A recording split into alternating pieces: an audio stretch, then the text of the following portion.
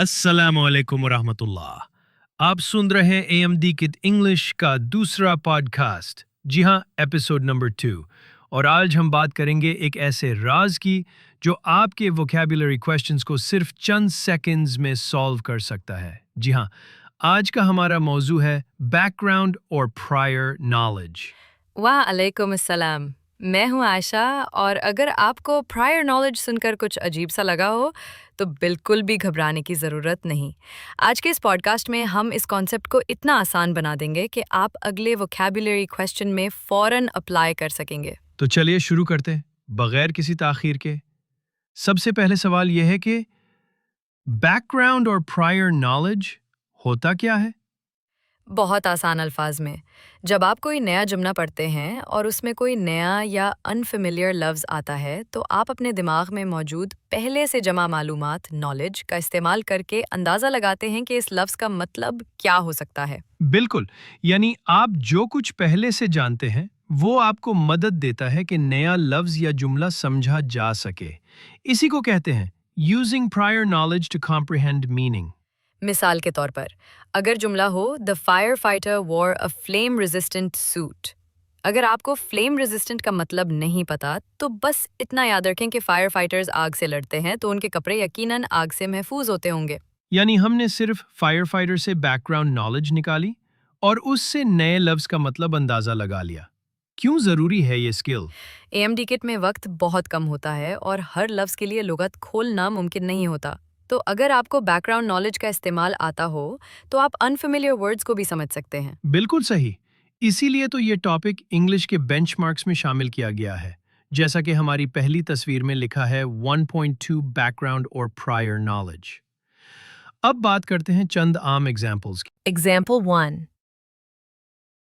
The cactus thrives in arid environments. अगर arid का मतलब नहीं आता तो cactus से अंदाज़ा लगाएं, क्योंकि हमें मालूम है कि cactus रेगिस्तानों में होता है। तो arid का मतलब हुआ dry या less rain. Example 2. The knight drew his sword to defend the castle. अगर आपने कहानियां पढ़ी हैं तो आप जानते हैं कि नाइट्स तलवार रखते थे और कैसल्स की हिफाजत करते थे। तो यहाँ drew his sword का मतलब होगा unsheathed या निकाली तलवार। Example 3. The astronaut floated in the zero-gravity environment of space. अगर zero gravity नया है, तब भी astronaut और space के अल्फाज से पता चलता है कि ज़मीन की कशिश सिकल वहाँ नहीं होती। अब आते हैं MCQs की तरफ, पिछले पर्चों से। MCQ number 1. The Sahara is the largest hot desert. It is extremely blank during the day. Options: A. Cold, B. Damp, C. Humid, D. Hot. Explaining. Sahara और hot desert एक clue है।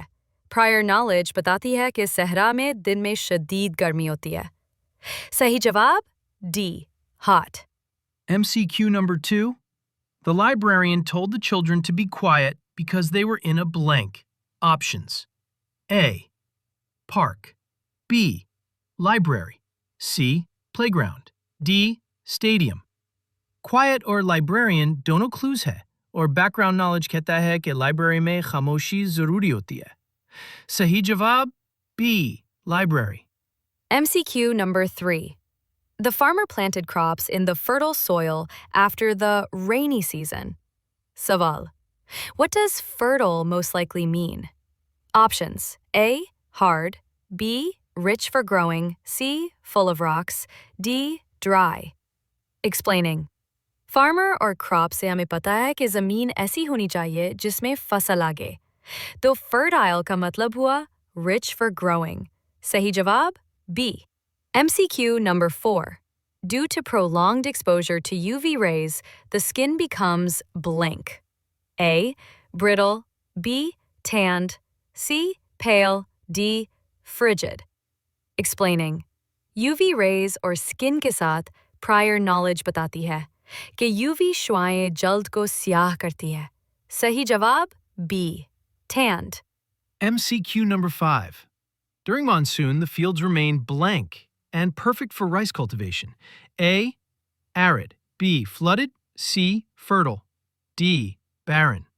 Monsoon और rice cultivation से background knowledge बताती है कि मूसलाधार बारिश से खेत जरखेज और मुनासिब रहते हैं। सही जवाब सी फर्ट। MCQ number 6. The mountaineers wore blank jackets to protect themselves from freezing temperatures. A. Waterproof. B. Thermal. C. Fashionable. D. Neon. Explaining. Mountaineers or freezing temperatures से पता चलता है कि वो गर्म रहने के लिए thermal कपड़े पहनते हैं।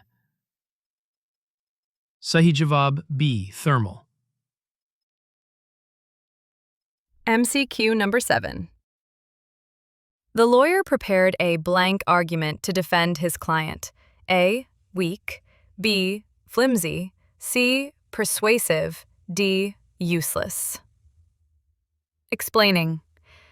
Prepared argument or legal context से मालूम होता है कि वकील मजबूत दलील तैयार करता है। सही जवाब C. Persuasive. MCQ number 8. After the earthquake, many buildings were left in a blank state. A. Dilapidated. B. Shiny. C. Vibrant. D. Polished. Explaining. Earthquake or buildings के context से prior knowledge बताती है कि ज़लज़ले के बाद अमरात खराब होती हैं। सही जवाब A. Dilapidated. MCQ number 9. When the diver reached the bottom of the ocean, he experienced immense blank. A. Altitude. B. Pressure. C. Breeze. D. Sunshine. Explaining. Bottom of the ocean से background knowledge बताती है कि गहराई में पानी का दबाव बहुत ज़्यादा होता है। सही जवाब B. Pressure. MCQ number 10. In Arctic regions, explorers must stay blank to avoid hypothermia. A. Hydrated.